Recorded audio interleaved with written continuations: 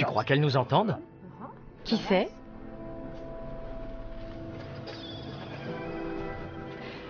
Bonjour à tous. Bienvenue dans Xenius. Adrienne et moi plongeons aujourd'hui dans un univers qui recèle manifestement bien des mystères. C'est le monde des plantes. Les plantes ont certes été longtemps méconnues, mais les travaux des botanistes montrent de plus en plus que les plantes recèlent des capacités particulières. Quelles sont les prouesses du monde végétal? Telle est la question du jour, ici à Bonn. J'avoue que je m'entretiens régulièrement avec mon ficus et que je le caresse comme ça. Il me semble que ça le fait pousser. Tu crois que c'est utile? Franchement, j'ai du mal à y croire, mais je ne demande qu'à être convaincu. Par mesure de précaution, cher ficus d'Émilie, si je t'ai sous-estimé jusqu'à présent, je le regrette amèrement. Commençons par voir un peu ce que les plantes ont de si spécial. Les plantes existent depuis la nuit des temps. Il n'y avait alors sur Terre que des organismes unicellulaires comme les bactéries, les algues ou les levures. Leurs caractéristiques étaient très différentes. Certains avaient une respiration autonome, d'autres puisaient leur énergie dans la lumière du soleil.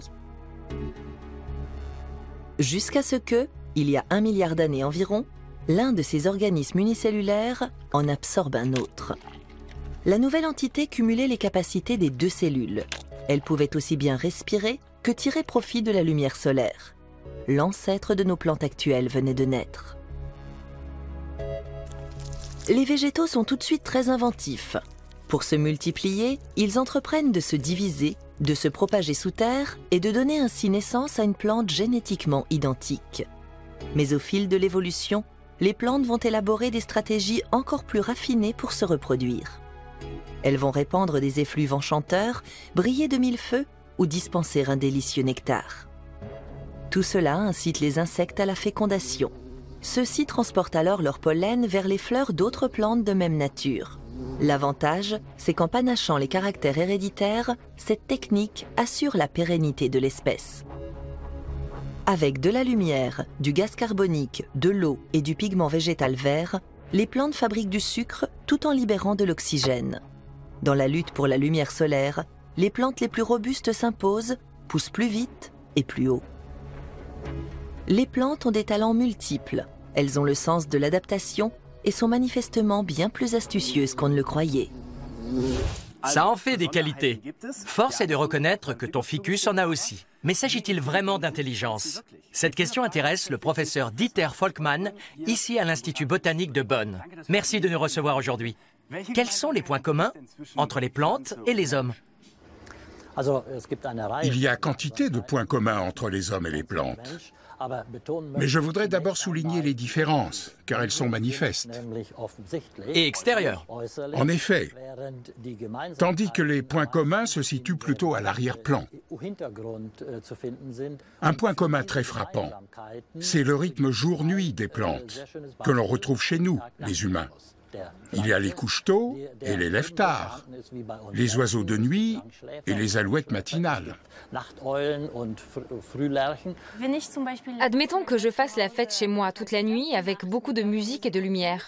Est-ce que ça dérange ma plante? Si elle supporte ça tous les jours, elle finira par en souffrir. Vous aussi d'ailleurs. Je ne fais pas ça tous les soirs. Ah bon? Si on empêchait une plante de dormir pendant 15 jours, en l'éclairant 24 heures sur 24, elle en souffrirait beaucoup.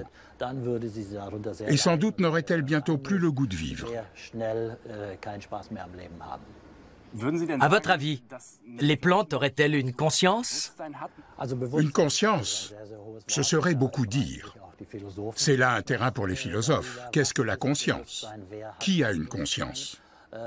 Personnellement, je dirais que la plante n'en a pas.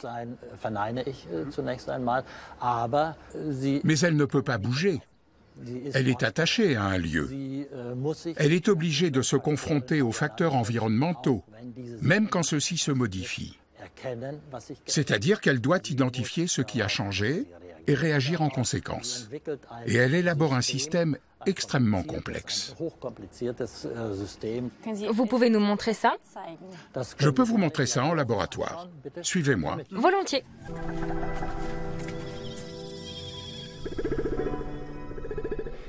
Nous voici dans l'un des nombreux laboratoires de l'Institut de botanique cellulaire et moléculaire. Et si je ne m'abuse, nous avons ici 7 plants de mimosa. Effectivement, ce sont 7 mimosas de la variété Mimosa pudica, la sensitive. Elle est particulièrement réactive. Et vous allez nous montrer comment cette plante réagit. Que faut-il faire? Je voulais vous le montrer, mais vous ferez ça très bien tout seul. Je vous donne à chacun un pinceau. Caressez maintenant les feuilles en partant de la tige.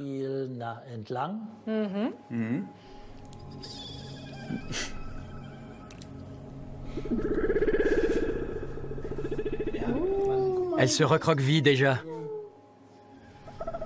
Alors? Oui, elle bouge. Allez, guili guili. Elle est toujours aussi susceptible? Oui, bien sûr. À moins de l'anesthésier comme cela se fait chez les humains, avec de l'éther ou du chloroforme. Je vais vous montrer ça. D'accord.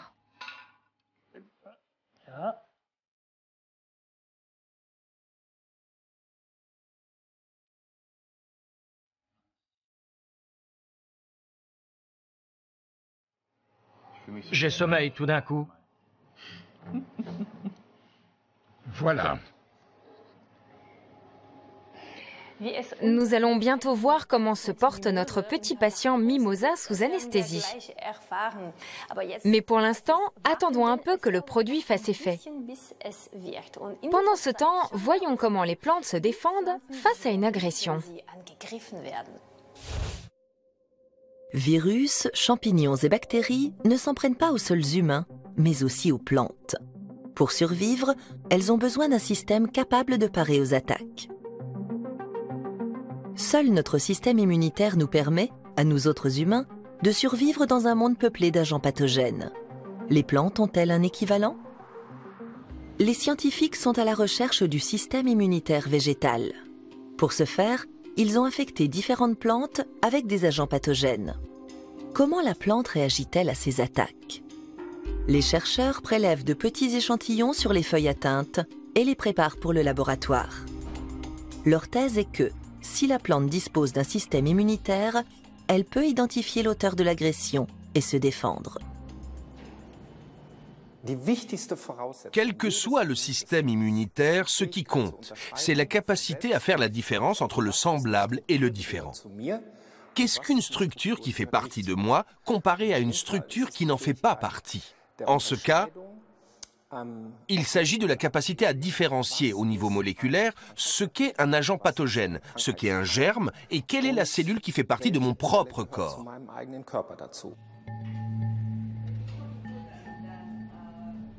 Les chercheurs isolent chacun des composants de la plante. Ce qui leur permet de faire une découverte étonnante, ils trouvent des capteurs. L'écran radar de la défense végétale, en somme.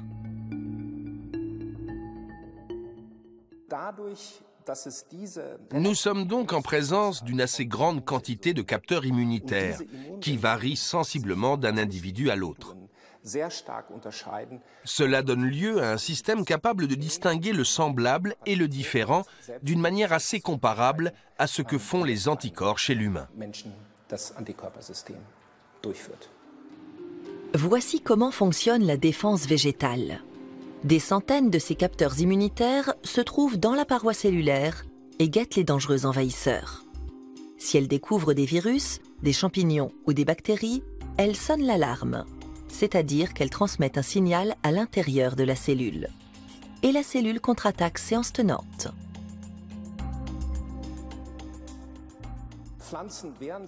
Les plantes se défendent en libérant quantité de peptides antimicrobiens.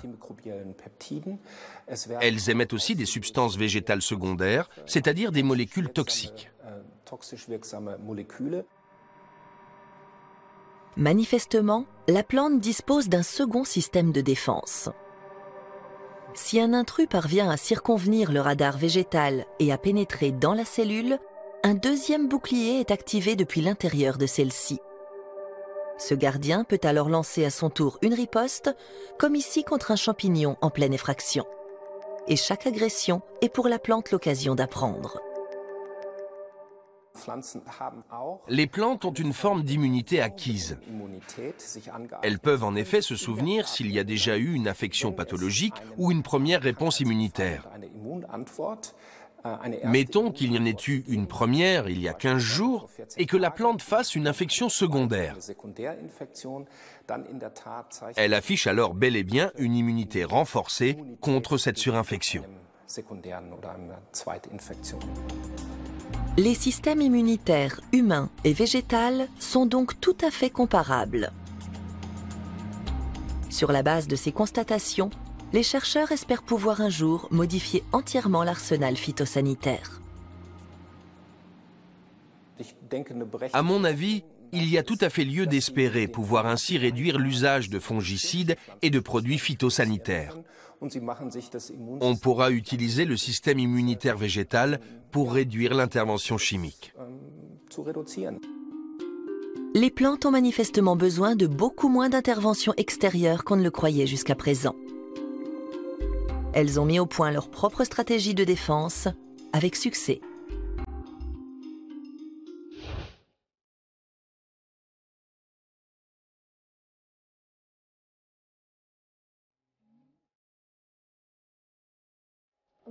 Vous pensez que c'est bon, là? C'est ce qu'on va voir. Voilà. Oh, ça sent l'éther. Bon.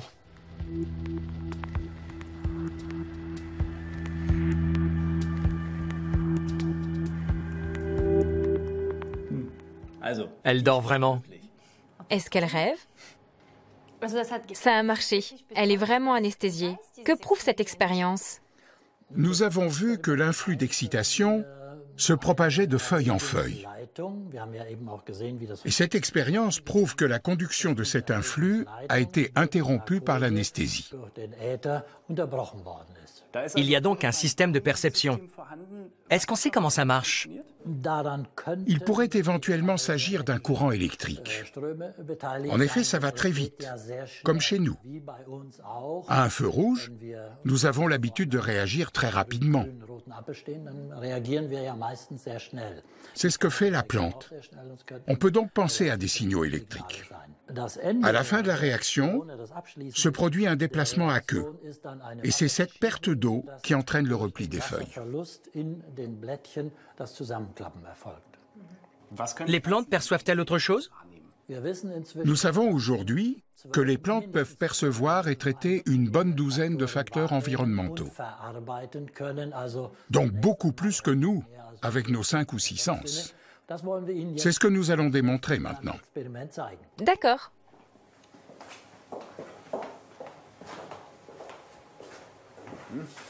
C'est quoi cette expérience? C'est le test classique pour mettre en évidence la capacité à la prise de décision. Il est utilisé pour les souris, les mouches et toutes sortes d'animaux. Vous voyez là un Y renversé, avec des racines de maïs qui poussent là-haut, dans le tube. Les bras sont remplis de substances différentes, de l'eau par exemple, que les plantes vont chercher bien sûr. Nous pouvons tout aussi bien y ajouter des anticorps. À ce moment-là, la plante aura tendance à éviter ce bras et à pousser dans l'autre. Je vais vous montrer ça avec le petit film que nous avons tourné pour vous. Regarde, il y a une tige qui tâtonne un peu. Mais elle s'est décidée. Oui. Nous prenons toujours 3 ou 4 racines, de manière à pouvoir établir une sorte de comportement statistique. Là, elles vont toutes dans le même sens. Comment fait la plante? Nous pensons qu'à l'extrémité des racines se trouvent des cellules capables de capter des signaux. En fait, nous sommes absolument convaincus que chaque racine latérale comporte un système situé tout à l'extrémité. Pour un plant de maïs, il peut y avoir des centaines, voire des milliers de pointes comme celle-ci. Les plantes sont donc tout à fait capables d'identifier des dangers et de les évaluer. Mais il n'y a pas que ça. Elles peuvent aussi planifier à long terme. Le biologiste examine chacune de ces baies à la loupe. Harald Auge et son équipe ont cueilli à travers toute l'Allemagne quelques 2000 fruits d'épine-vinette. Ces scientifiques en examinent la surface en quête de petites piqûres. Les traces d'une mouche qui adore le jus de l'épine-vinette. Par l'odeur alléchée, cet insecte explore la baie. Il commence par un examen attentif afin de s'assurer qu'aucun concurrent ne l'a précédé. Car non contentes de s'enivrer de nectar, les femelles de cette mouche des fruits comptent bien y établir un nichoir. Rassurée, celle-ci perce un petit trou et pond un œuf dans la pulpe. Non seulement c'est un stress pour la plante, mais cela représente aussi un déficit en matière de reproduction. En effet, elle perd ainsi des graines dont elle a grand besoin si elle veut se reproduire. Car les œufs donnent naissance à des larves affamées qui n'ont qu'une idée en tête, manger les fruits. C'est donc la perte de toutes ces graines et de sa descendance qui menace l'épine-vinette. Mais l'épine-vinette sait se défendre. Les œufs et les larves que les biologistes trouvent dans la pulpe ont cessé de vivre. Comment la plante est-elle parvenue à vaincre son ennemi ?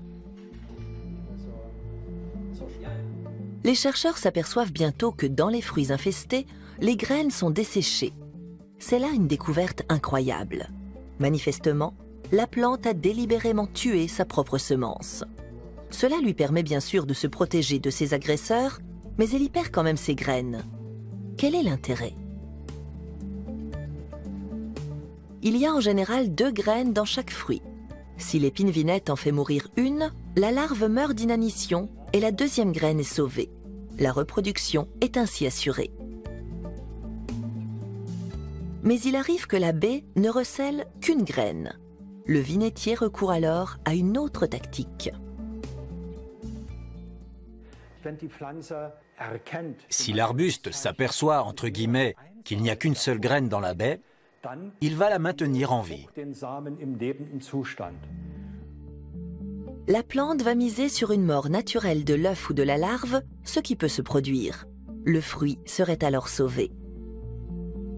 Il faut donc tabler sur 1 ou 2 graines dans le fruit. L'épine-vinette peut alors décider de la tactique à mettre en œuvre. Une plante pourrait-elle anticiper alors qu'elle n'a pas de cerveau ? La réponse viendra des mathématiques. Les chercheurs confient leurs observations à un modèle informatique. Ils pourront ainsi être sûrs que le comportement du vinettier n'est pas dû au hasard. Les résultats ont révélé que nous sous-estimions totalement les capacités des plantes. Elles sont manifestement à même de prendre des décisions complexes, en reliant des facteurs externes et internes, et ce, tout en prévoyant ce qui pourrait éventuellement se produire si la larve évoluait. Il y a là un discernement, une arborescence de décisions déjà très évoluée, que nous n'aurions pas soupçonné chez des végétaux. Cela nous a beaucoup étonnés. Rien n'a donc été laissé au hasard. Mais la recherche continue. Comment les plantes savent-elles combien il y a de graines dans un fruit ? Et comment choisissent-elles la tactique à employer contre les mouches ? Une chose est sûre, aussi incroyable que cela paraisse, leur comportement est stratégique. Professeur, les plantes sont donc à même de planifier. Sont-elles ainsi plus proches de nous qu'on ne l'aurait cru ? Elles nous sont plus proches qu'on ne le croyait jusqu'à présent. Ça, c'est certain. De là à leur attribuer un cerveau ou un comportement les rapprochant de l'humain ou des animaux évolués, je dirais qu'on en est encore loin.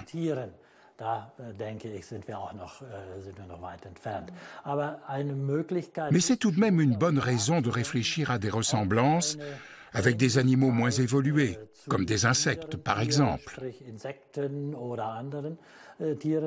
Sachant qu'il ne s'agit bien sûr que d'analogies.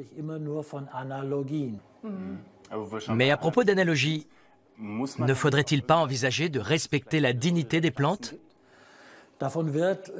C'est un thème qui revient régulièrement, notamment en Suisse, où un mouvement parle d'intégrer les plantes dans la constitution helvétique. C'est bien entendu lié à d'importantes difficultés et à des discussions enflammées. À mon avis, il faudrait leur accorder plus d'intérêt, peut-être même plus de respect. Émilie pense que si son ficus se porte bien, c'est parce qu'elle va jusqu'à lui parler. Est-ce qu'il s'en rend compte? Il est tout à fait vraisemblable que les plantes perçoivent les fréquences et leurs variations. Je proposerai une explication beaucoup plus simple. Émilie aime cet arbuste, puisqu'elle lui parle. Et qui aime sa plante s'en occupe aussi particulièrement bien. Tu vois? Merci beaucoup de nous avoir invités aujourd'hui dans l'univers des plantes. C'était passionnant. Un univers bien plus complexe qu'on ne le croyait, car les plantes maîtrisent le grand art de la communication.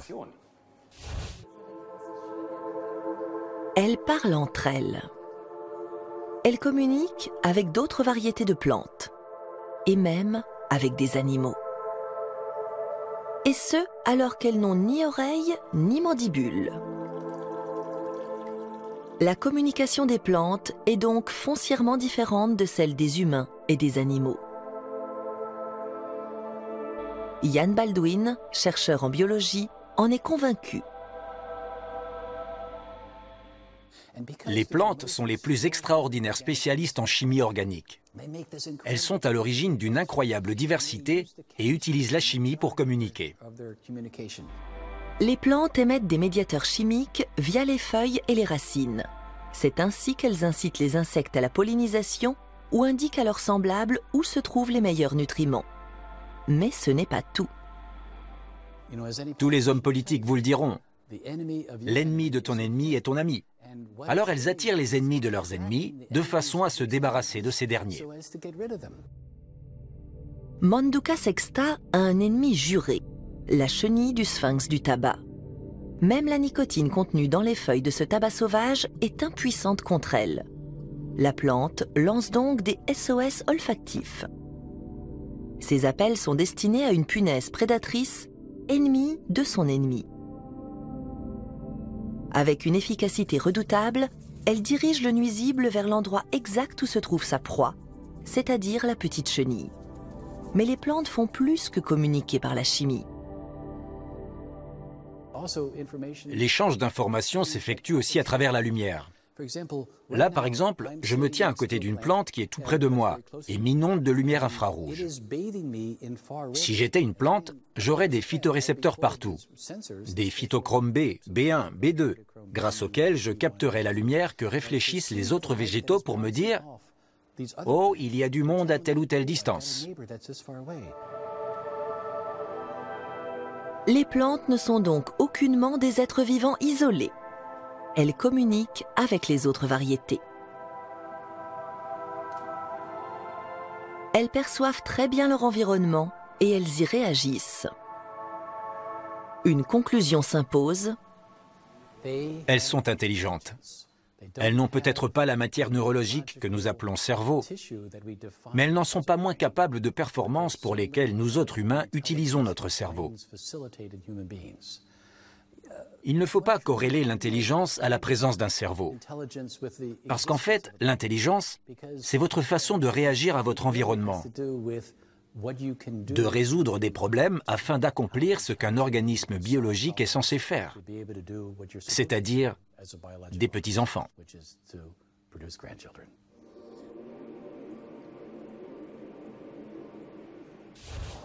C'est fou.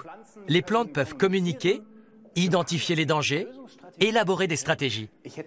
Je n'aurais jamais soupçonné autant de propriétés humaines chez les végétaux. Espérons que vous regarderez désormais les plantes avec d'autres yeux. Alors, salut. Salut. Dis-moi, ton ficus, tu lui parles français ou allemand? Les deux, il est bilingue. Et toi, ton mimosa, tu vas lui parler comment? Pas du tout, je crois. Il est trop heureux. Ou alors,